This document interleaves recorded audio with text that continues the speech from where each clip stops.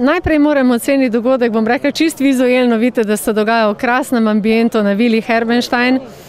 v čudovitem vremenu in seveda v zelo prijetni družbi, kar verjetno vse zelo veseli, še posebej v teh hudih časih, da se lahko potem po taki svečanosti tudi malce sprostimo.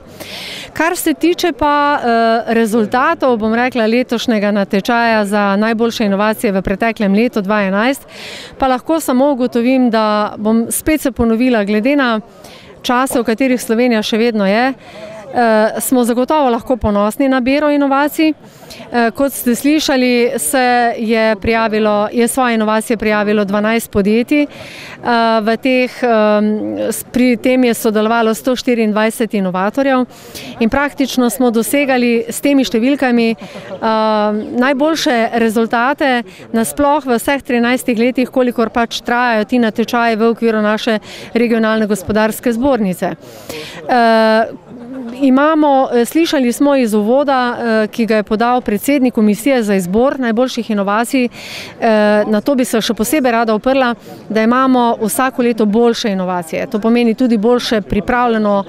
gradivo in tudi kandidiramo z boljšimi inovacijami morda kot v preteklosti. Jaz sama osebno še vedno pogrešam poslovne inovacije, poslovne modele, še vedno, kot ste lahko videli, dominirajo tehnične dokumentacije, vendar pa je morda to rezultat tudi tega, da imamo tukaj izredno močno predelovalno industrijo, kot je Gorenje, kot je Bosch Siemens hišni aparati, ne nazadnje tudi ESOTEH in tako naprej. Tako da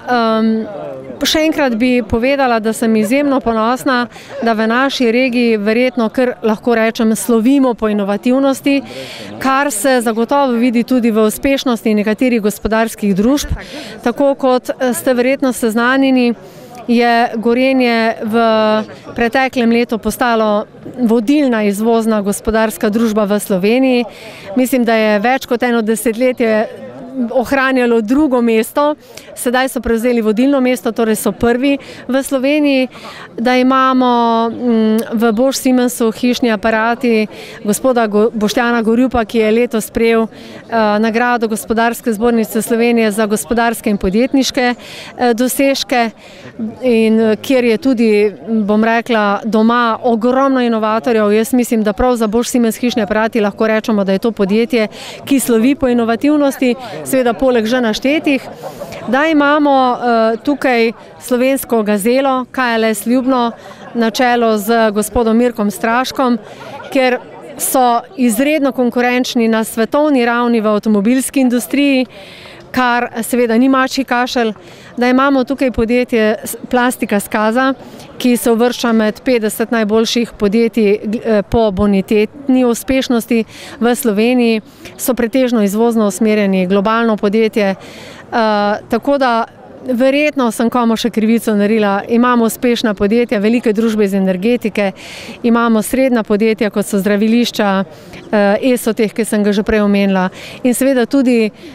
večje število majhnih podjetij, kjer pa ne moramo biti najbolj zadovoljni, pa ne zdaj z njihovo uspešnostjo, ampak struktura, bom rekla, gospodarskih družb v naši regiji na račun večjega števila velikih podjetij ni najbolj ustrezna. To pomeni teh podjetij, ki bi bila konkurenčna, dinamična, gazele, ki ustvarjajo gospodarsko rast iz sektorja malih in srednjih podjetij, teh imamo premalo. In tukaj zagotovo, vsaj je še v prihodnjem času, mislim posvečati to skrb in pozornost, da bi